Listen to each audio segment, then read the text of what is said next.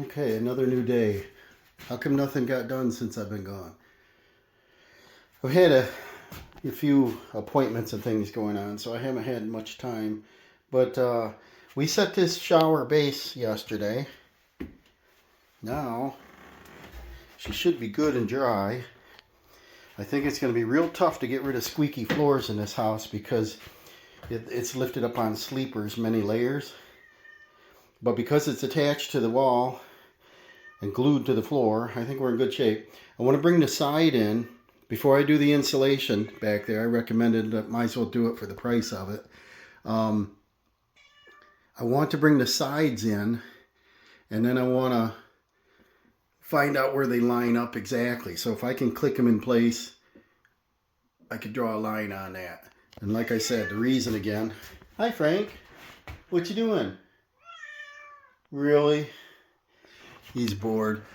See, I don't want to come up here and affect this corner much, because if I do, then we got to come across and mud and tape, and it's hard to match things, you know. So if I can stay on this portion of the wall, only this part would have to be painted and repaired.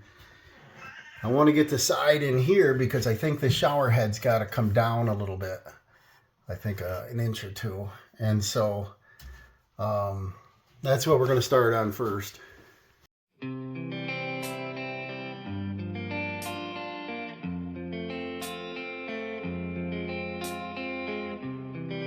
So I brought the back wall in. It's kind of pretty. The connections are these little units here. And see all the slag? They're not going to snap together with this slag in there. I wish their quality control would clean these out. And that's everywhere. You know, they charge like $1,200 for this plastic. See all this slag? So Sterling, Kohler, Sterling, let's get this together. Send it through a final assembly and inspection and clean up this slag. Because when you go to snap these together, they will not go if there's a piece of junk in the way. So I'm going to take a knife and file and clean these up. Okay, I got all the slag cleaned out of there. This stuff is sharp. I got finger cuts from it. Look at this stuff.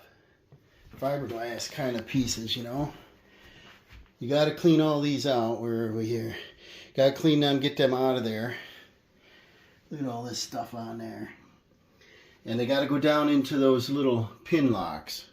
So I got to get this cleaned up. And then the reason I wanted this sidewall set in there is I want to make sure that's good. It might interfere here, which wouldn't bother me as long as the escutcheon plate is totally above. I can't have it on this. Alright, I cut it over as far as I could. I got right to the edge of the metal bead. And then I cut up as high as I think it's got to go. We're going to go ahead and put the insulation in now, staple that to the studs, and then we'll try the back wall. Okay, I got the insulation in the wall. Now we're going to put the back wall on. We're going to drill through the stud and put a screws at the stud locations. So I slid that in. It's got the little pegs, they lock in. I set my level up there. Looks good to me. Now I'm going to screw, attach it to the studs. I'm going to also check it for plumb. If it's not exactly plumb, I'm going to shim behind to bring that back forward. Yeah, just as I suspected here, it's our flange, if I want to keep the total width, is going to interfere with our outside corner. So if I cut this, get this out of there, it's going to destroy this other side. So the cure to that is either do all new drywall, new corners, tape, spackle, paint, or possibly trim it off in that PVC material that they've already started around the room. I could run it by them, see what they want. And that's how she's going to look. So I guess that's what I got to deal with. I got to cut that out of there. I was hoping to salvage it.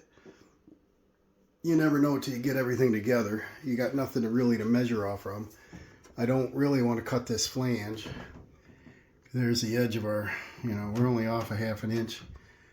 But I don't think we can salvage it. Okay, I'm going to leave it at this for today. We got another important game to go to, so what are we going to do here? I think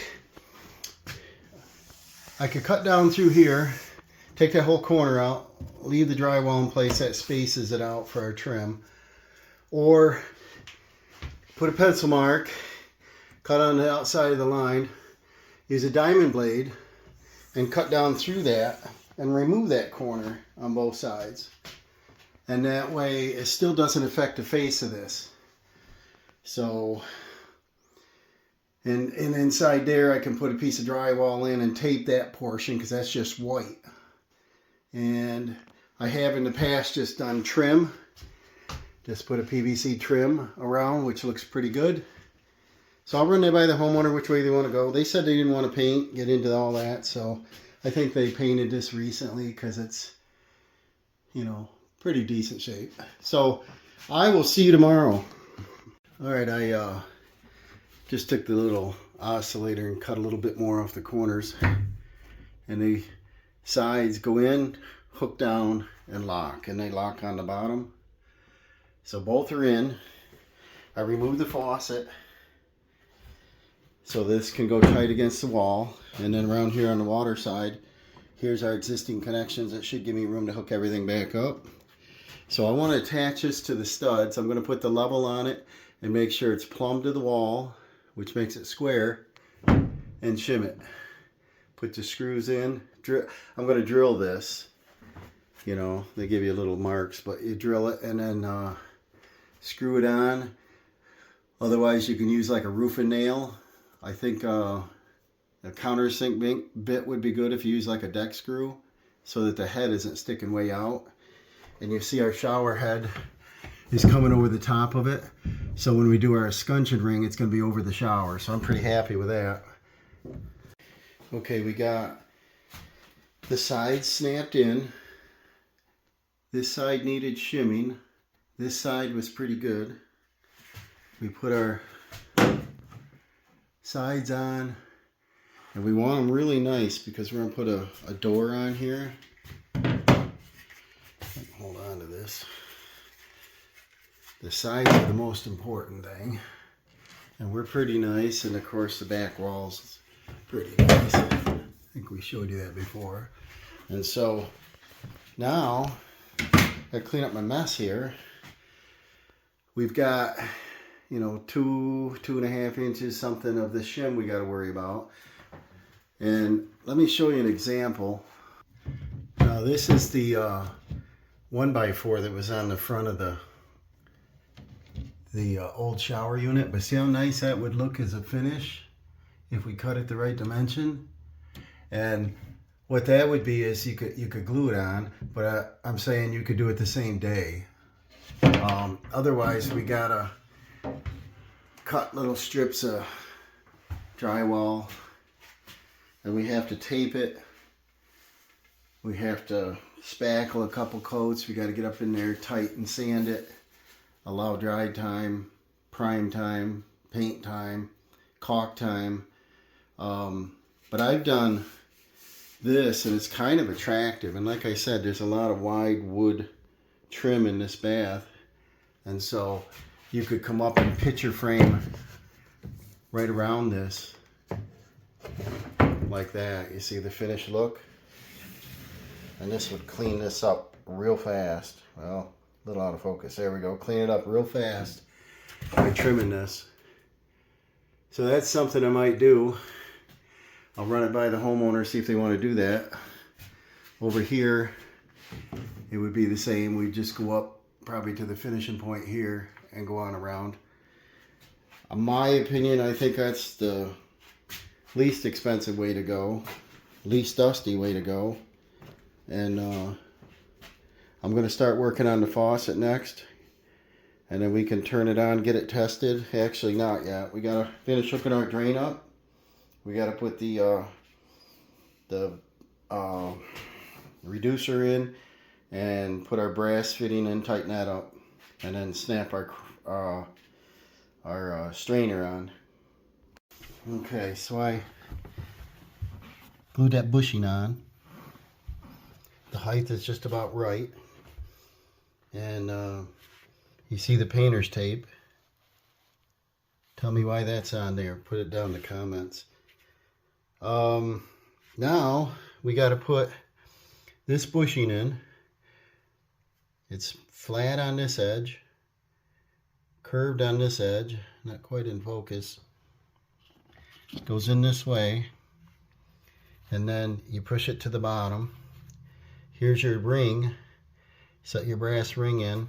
That clamps against that pipe, and then this tool comes with it. It sits in there. Turn it with a flat blade screwdriver. Get it good and snug. Okay, I got that as tight as I can possibly get it. And I think it looks great. It's even all the way around. Brass rings down. I'm going to get some of this out of the way. Don't need that tape on there now. You do know why, right? And then our cover can go on. That'll keep any debris out while we're working here. I'll leave that tape on there probably. I don't know. Probably don't need it. Let me tear that off in there. I'll snap this in there. Get it lined up as straight as it'll fit here. Just like that. Beautiful. Now, we can start on the faucet. We got to cut the hole where it's going to be. Place the faucet in there. We got to put our pipes together. So let me get everything out for that. Before I move on, the homeowners didn't get back to me yet, but what you want to do when you have a space like this is obviously put drywall in there. That's 1/2 inch drywall. This takes up some space. A few of them are shimmed, and then we have screw heads. So the piece that gets put in here is basically going to be as thick as a shim anyway. Sometimes with a drywall, I do a whole new piece from there up and cut all that out. But like I said, when you have a cove like this and we don't want to destroy the ceiling in here or do all this extra work, as you can see, it's going to be real tight to work in that corner up there. So least amount of damage in here, the better.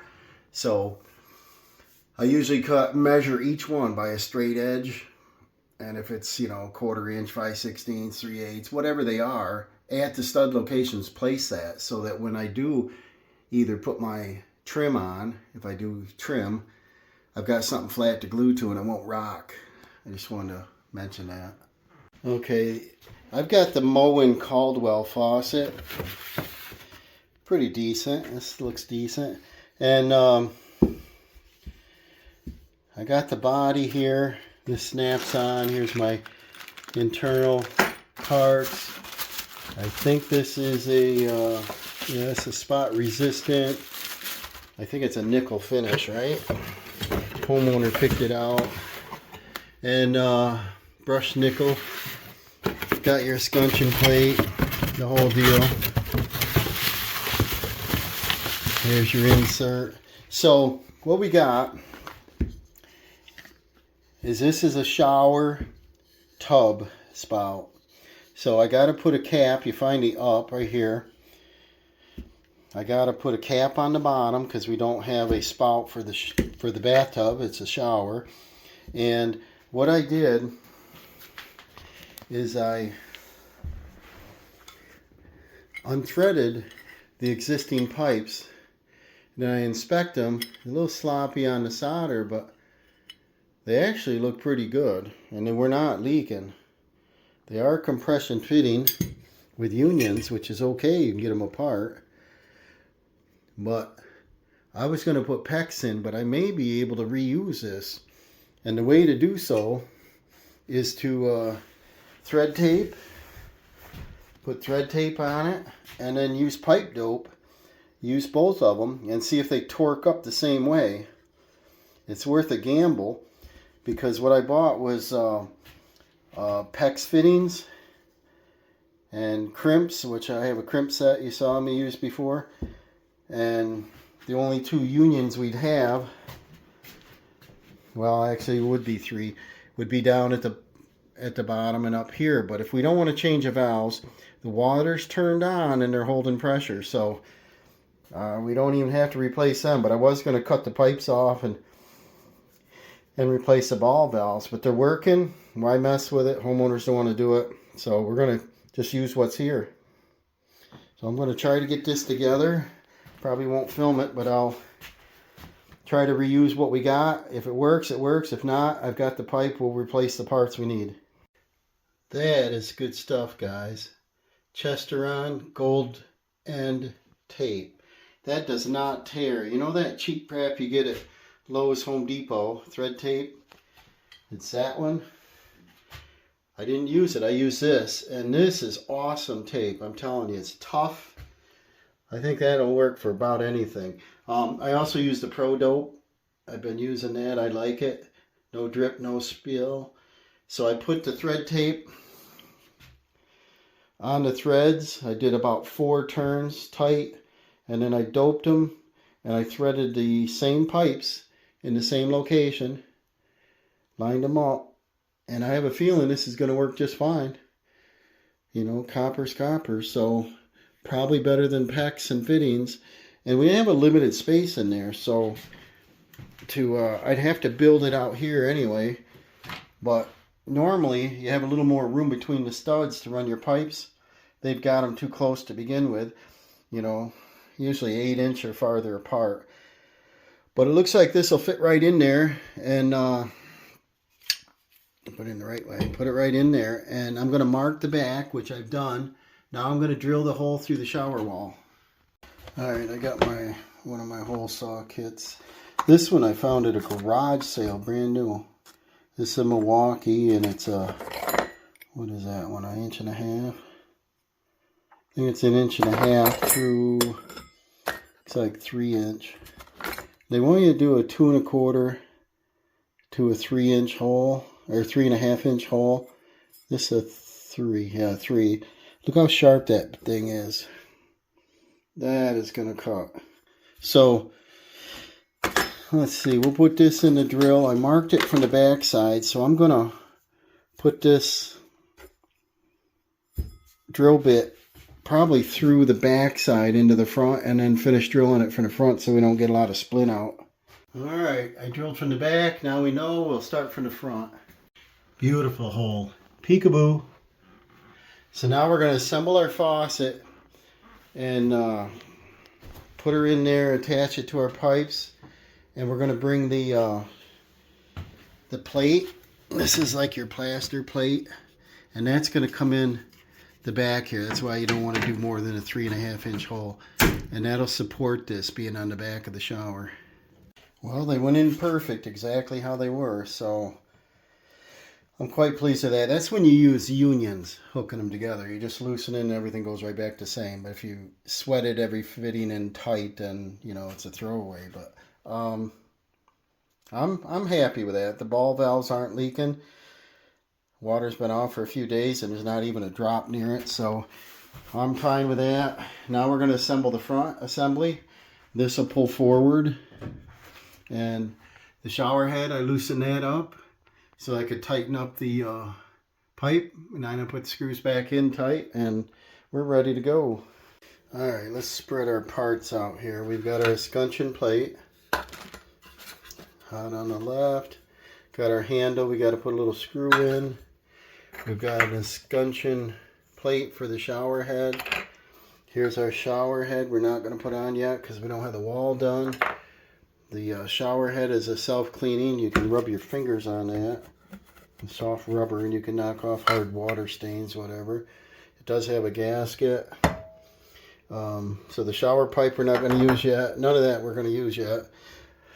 I put the old one back on there for now so we can test it. And then let's see what we got here. We got to assemble our hot temperature setting.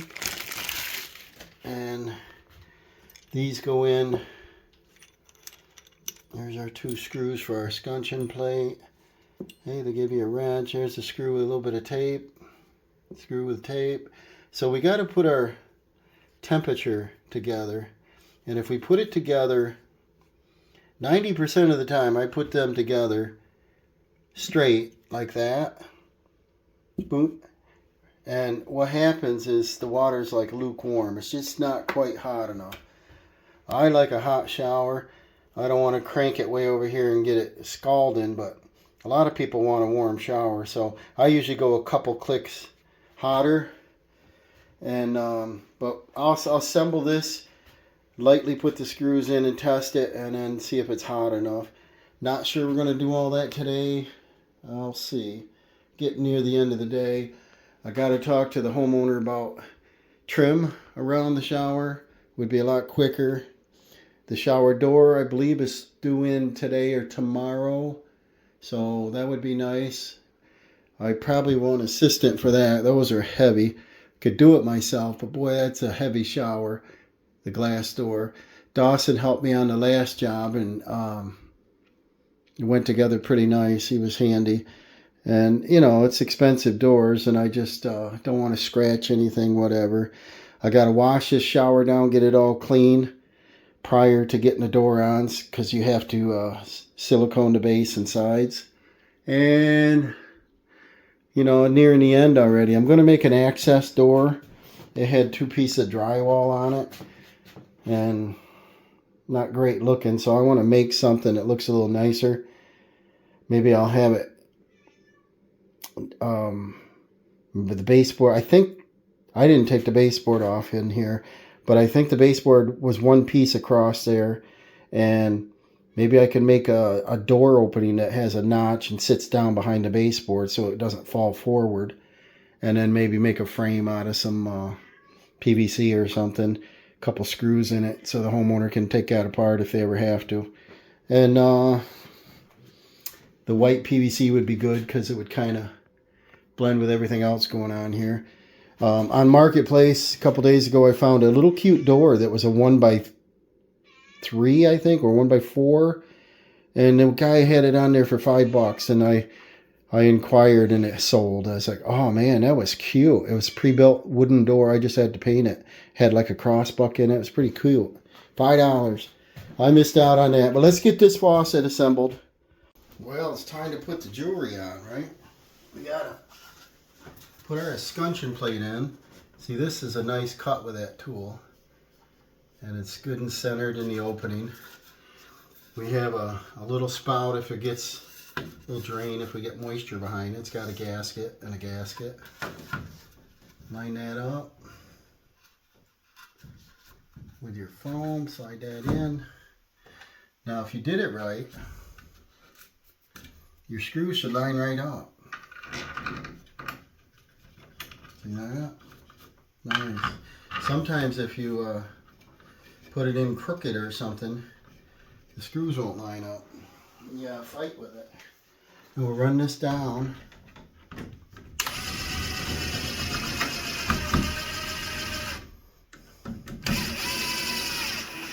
I don't want to over tighten it. And that'll pull the faucet, that plate right close to the back of the shower. Hold compression on this.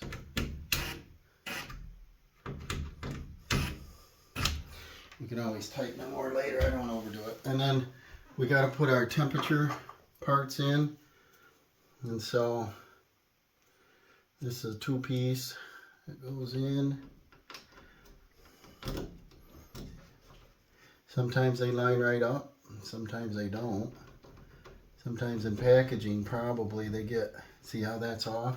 That's how you change the temperature right there. And then there's a stopper on this. You turn it on, it comes back and click stop. So you just take it out, move it a notch. See, it's off to the right. I wanted to line it up in the center to start. It's off 1 click here. Right there. Then this.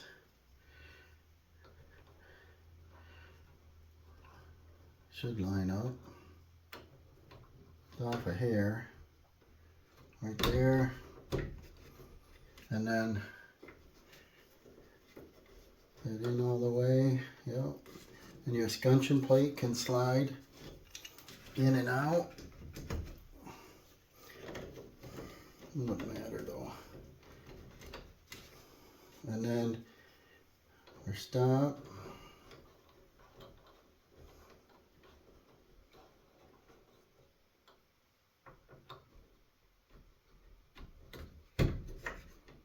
there.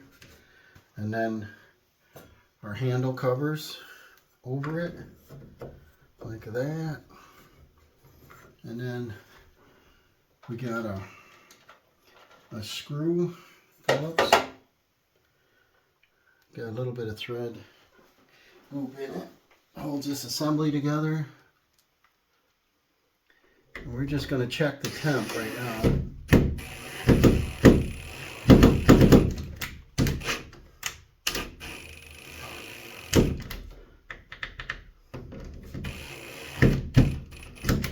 Don't overdo it. That's tight. And then we got to put our cover plate on, our handle. And we don't actually have to put the screw in it yet.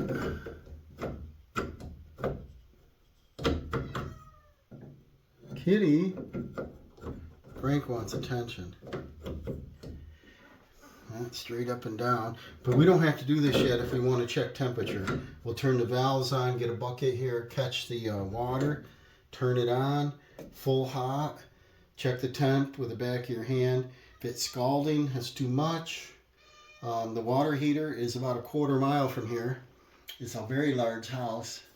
It's way out in the parlor, front room, living room, foyer, and then it's under that. So if I did that, I'm going to have to get like a 5-gallon bucket in here. It's a lot of water before it gets hot. Nobody's used any recently. And because you can turn the water on right here.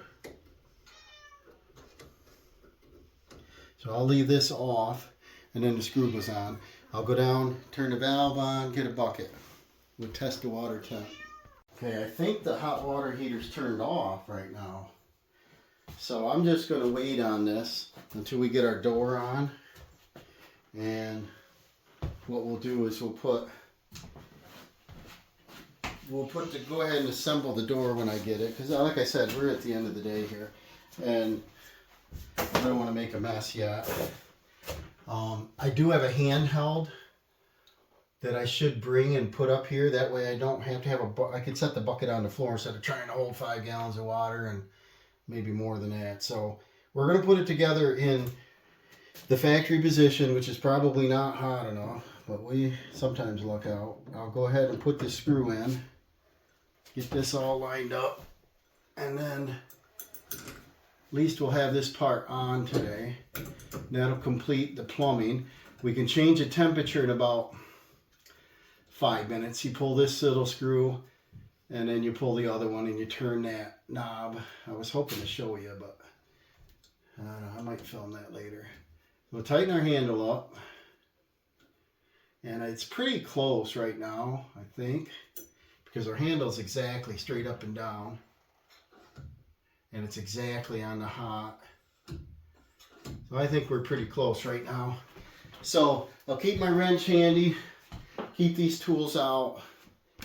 We got quite a bit done today. We've got the, let me get stuff out of the way. We got the shower walls on.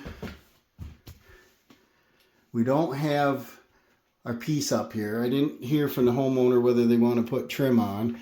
I'll probably pick it up just in case. I think PVC is the way to go in this case. No painting involved. And then we've got our drain assembled. Got that on. We've got our new faucet installed. We've got our plumbing in. We've got all of our jewelry put on here. So I'll bring a handheld. I'll bring some construction adhesive.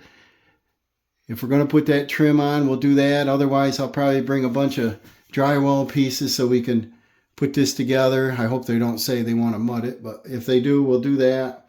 And then I'll pick up the door. I don't want to put the door on until we get all this trim work done. It's a lot easier without the door on. And then we'll test the water temperature and adjust the valve. So stay tuned, guys. Looking pretty good. Squeak, squeak. Need a new tripod.